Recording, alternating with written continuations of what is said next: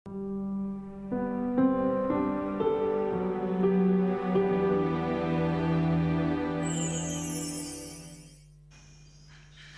नाही होत. त्यांच्या जाण्याने आम्हाला खूप दुःख झालेलं आहे. मंत्रिमंडळाच्या काळामध्ये ज्यावेळी आरोग्य विज्ञान विद्यापीठाचा प्रश्न आला, त्याने समर्थपणाने त्यावेळेस साथ दिली, म्हणून नाशिकला हे आरोग्य विज्ञान विद्यापीठ स्थापन झालेलं आहे. सुपर स्पेशालिटी हॉस्पिटल त्यावेळेस देखील बिल्डरच्या घशा जाणार त्याच्यातनं काढून गोरगरिबांसाठी तिथं हॉस्पिटल बांधलं. त्याच्यामुळे देखील त्यावेळी त्यांचं समर्थ साथ मिळाली, म्हणून हे सगळं मी नाशिकमध्ये करू शकलो. असा नेता महाराष्ट्रामध्ये होणे नाही. आमच्यावर बाहेर कुटुंबावर देखील मोठा आघात झाला आहे. परमेश्वर त्यांना चिरशांती देवो अशी मी श्रद्धांजली वाहतो. माझी मुलगी दुर्दैवी निधन झालं त्यावेळेला माननीय मुंडे साहेबांनी केलेली होती. तो एक माझ्या व्यक्तिगत जीवनामधला अत्यंत आठवणीत राहणारा असा प्रसंग. पूर्व में वो लोकसभा में विपक्ष के उपनेता थे, मैं राज्यसभा का था. अभी अभियान में जो पार्टी की ओर से चार्जशीट कमेटी बनी थी उसके संयोजक थे, मैं उनका प्रमुख सहयोगी था. बहुत ही जिंदा दिल इंसान, गरीबों के लिए, किसानों के लिए इतना उनके अंदर सोच थी. और सबसे बड़ी बात थी कि इतने बड़े नेता होने के बावजूद इतने सहज थे. मुझे याद है कि चार्जशीट कमेटी के दौरान हम लोग आसाम गए थे, मुंबई गए थे लोगों का फीडबैक लेने के लिए. कितने दिन हम लोगों ने साथ गुजारे थे. कल मंत्रिपरिषद की बैठक के बाद चाय पीते हुए इतना हंसी मजाक हम लोगों ने किया था, और आज सुबह ये खबर आ रही है कि वो नहीं है. मला आठवतं ते 2004 साल आठवतं. 2004 साली ज्या वेळेला शिवसेनेनं माझ्यावर अन्याय करायचं निश्चित ठरवलं होतं आणि त्यावेळेला माझ्यावर अन्याय झाला तर शिवसेनेचं खूप मोठं नुकसान होईल याची जाणीव ही गोपीनाथराव मुंडेंना होती.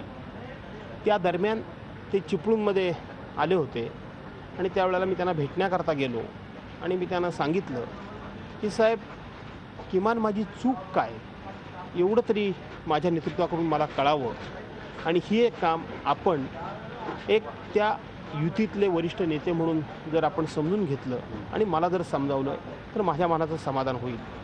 पण हा मोठ्या मनाचा, उमद्या मनाचा माणूस यांनी मला असं मिठीमध्ये घेतलं आणि सांगितलं, तुझी चूक तर सोडा, तुझ्यासारखा कार्यकर्ता हा संपूर्ण कोकणपट्टीमध्ये नाही आणि मी तुझ्याकरता शेवटपर्यंत तू संघर्ष करेन, तुझ्या पाठीशी उभा राहील.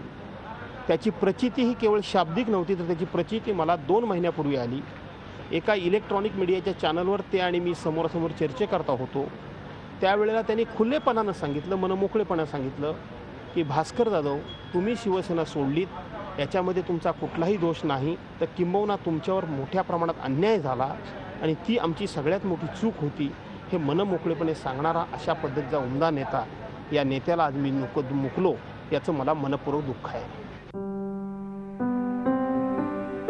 मुंडे साहेब गृहमंत्री आणि मी विरोधी पक्षनेता, सडेतोड टीका व्हायची. मुंडे साहेबांनी कधी मनाला लावून नाही घेतलं. ते बाहेर आल्यानंतर परत एकदा काय मिठी मारून बोलणार, आणि जर काही त्यांना म्हटलं की मी सांगितलं त्याच्यामध्ये काही तथ्य आहे तर त्याच्यात ताबडतोब सुधारणा सुद्धा करणार. आणि ते भान जे त्यांनी कधी सोडलेलं नव्हतं. मैत्रीचं भान ते ज्यांचे मित्र झाले, आधी विलासराव देशमुखांचे सुद्धा, ते शेवटपर्यंत त्यांचे मित्र राहिले. मैत्री ज्यांच्याबरोबर त्यांनी केली ते मैत्री त्यांनी अभेद्य टिकवली. मोठी अडचणीची परिस्थिती महाराष्ट्रासमोर निर्माण झाली, एवढंच सांग. 1972 सालापासून माझा आणि गोपीनाथरावांचा संबंध होता. शालेय जीवन संपवून ते लॉला जेव्हा पुण्यात आले तेव्हापासून मी कॉलेजला होतो आणि तेही कॉलेजला होते. त्यांनी लॉ पूर्ण नाही केलं कारण काळाची गरज अशी होती की शिक्षण पूर्ण करा पण आता राजकारणात उतरा. आणि वसंतराव भागवत हे आमचे गुरु होते. मला आठवते की 73-74ला जयप्रकाश नारायणांच्या आंदोलनात त्यांनी जी उडी घेतली ती शेवटपर्यंत. कॉलेज अपूर्ण केलं पण नंतर वकिली न करता समाजाची वकिली त्यांनी केली. एका संघाच्या शाखेत ते कार्यवाह मुख्य शिक्षक इथपासून आम्ही सायकलवरनं पुण्यात प्रवास केलेला आहे. मी त्यांचं नेहमी वैशिष्ट्य बघायचो की ते कशाला घाबरत नसत, संघर्षाला सामोरे जात असत. ते मराठवाड्यातले असल्यामुळे चटकन दुसऱ्याच्या जवळ जाणं हे त्यांच्या स्वभावात होतंच. सुरुवातीला कॉलेजवर गेल्यानंतर मराठवाड्यातले जे असत ते विद्यार्थी जवळ येत, पण त्यानंतर मग मुंडे इतरांना पण भेटत असत आणि भेटल्यानंतर आपली जी पद्धत आहे की त्याची वैयक्तिक घरची चौकशी करायची.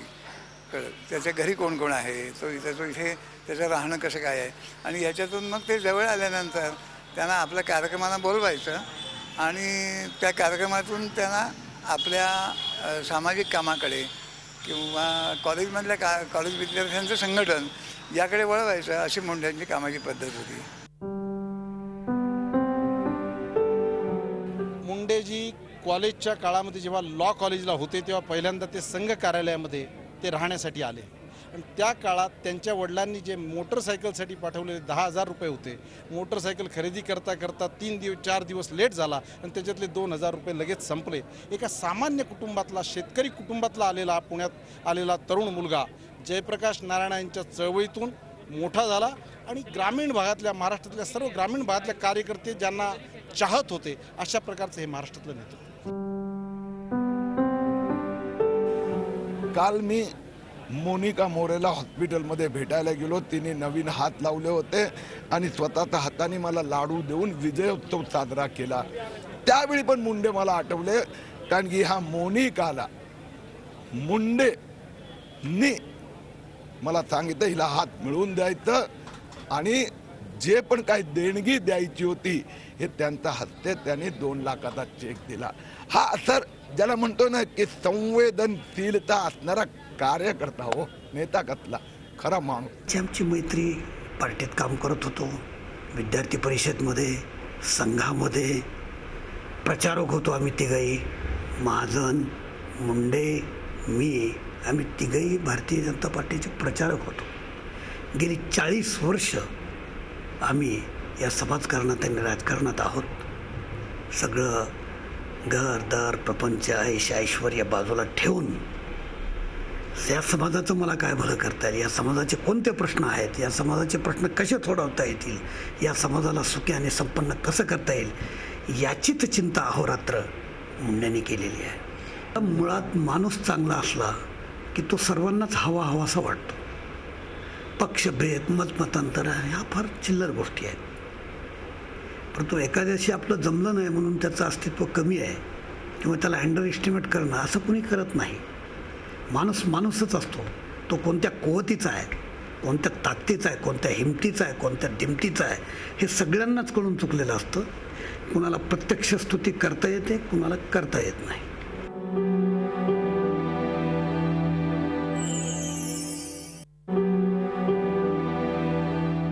मंत्रिमंडळातील बैठकीमध्ये जेव्हा अडचण निर्माण व्हायची त्यावेळेला मुंडे साहेबांचं मी मार्गदर्शन घ्यायचो आणि ते त्यावेळेला मदत करायची. कोणतेही हेतू मनात न ठेवता ते आपला सहकारी म्हणून मदत करायचे. अशा अनेक घटना आहेत, घडलेल्या आहेत. अनेक कोपरखळा त्यांच्या आठवणीत आहेत आणि कधीही आपण एखादा गंभीर विषय आपल्या डोक्यात असला तर त्याच्यातून रिलीफ जर मिळवायचं आहे तर मुंडेंना बोलून घेऊन मुंडेची चर्चा केली का अतिशय चांगला म्हणजे रिलीफ मिळायचा. मनमोकळी चर्चा व्हायची, विनोद व्हायचे आणि असा मनमिळावू हसत खेळत काम करणारा त्यांचा स्वभाव होता.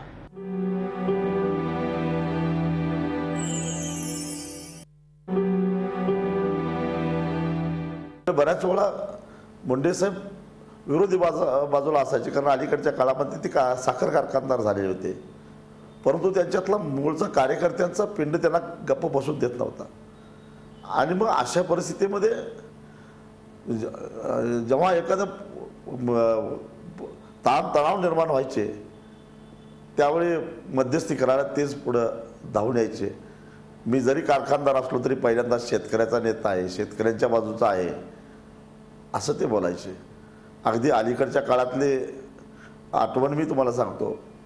मी महायुतीमार्फत उमेदवारीचा अर्ज भरायचं ठरवलं आणि मी त्यांना फोन लावला की साहेब मी उद्या अर्ज भरतोय, तुम्ही केव्हा भरताय? तर ते मला म्हणाले की तुझा अर्ज आधी भरायचा. म्हटले मी येणार कोल्हापूरला. आणि ते कोल्हापूरला आले. माझा मिरवणुकीनं, बैलगाडीच्या मिरवणुकीनं आम्ही अर्ज भरला. आणि त्यावेळी मी म्हणालो, मुंडे साहेब यदा कदाचित उद्या महायुती सत्तेवर आली, NDA सत्तेवर आली, तरीसुद्धा शेतकऱ्यांच्या प्रश्नावर मी तुमच्या विरोधात आंदोलन करणार, तुमच्या कारखान्यावर आंदोलन करणार. त्यावेळी ते मोकळेपणानं म्हटले की तो अधिकारच आहे तुमचा आंदोलन करण्याचा, पण मी तुम्हाला नक्की सांगतो तुमच्यावर आंदोलन करण्याची वेळ येऊन देणार नाही. इतका प्रांजळपणा, इतका मोकळेपणा, चळवळीबद्दल इतका आदर त्यांच्या मनामध्ये होता.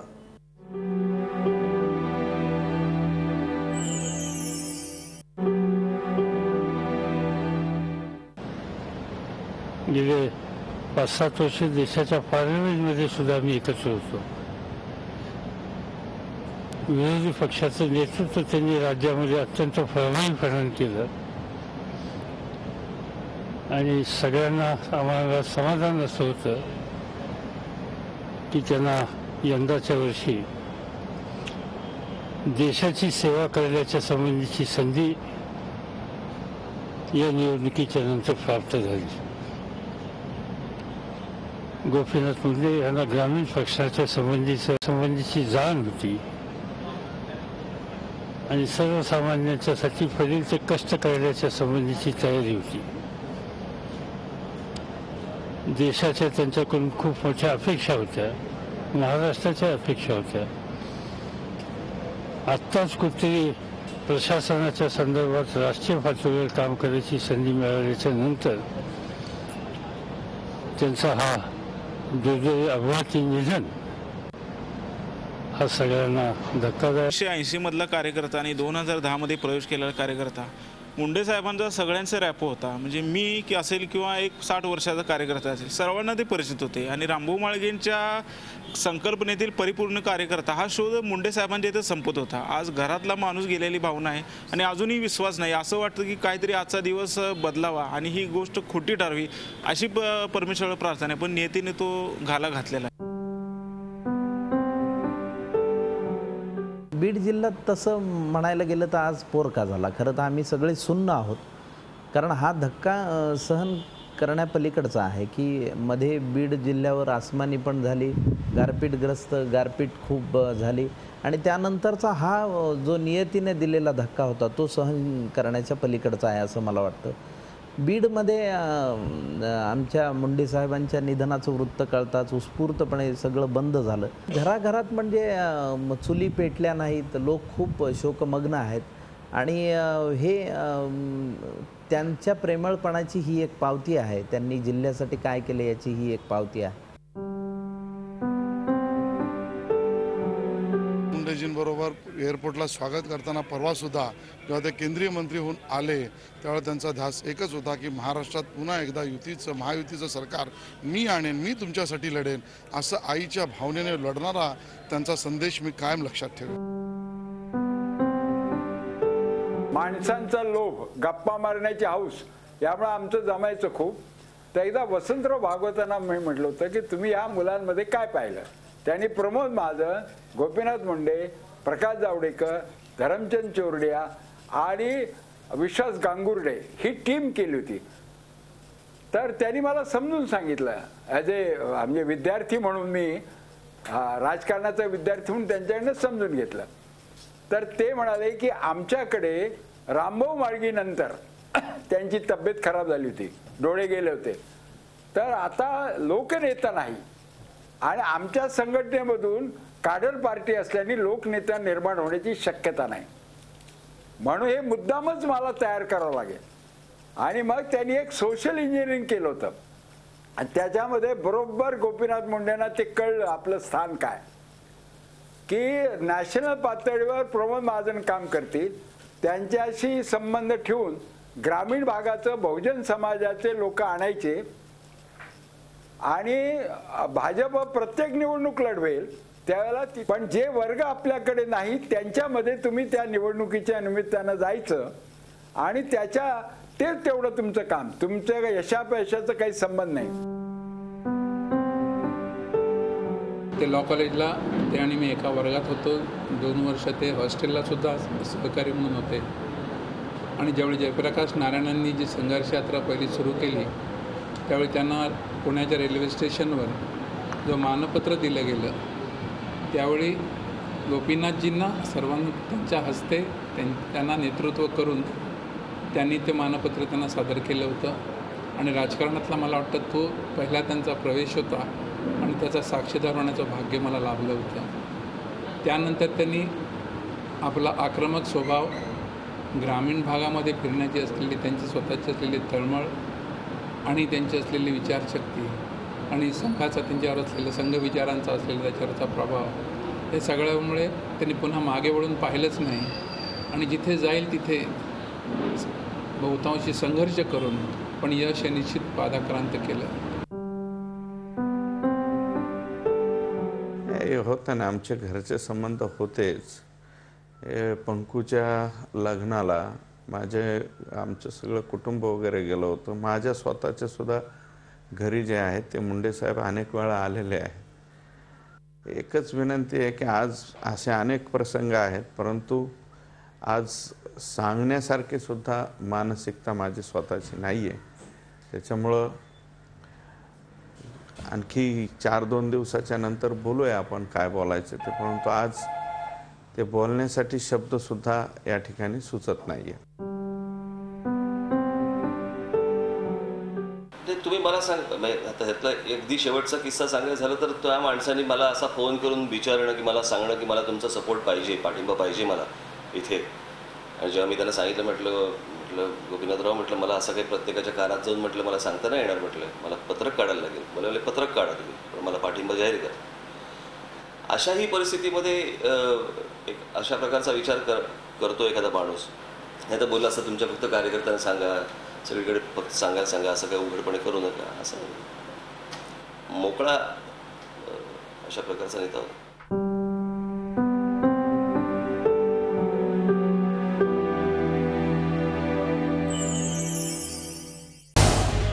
झी 24 तास रहा एक पाऊल पुढे.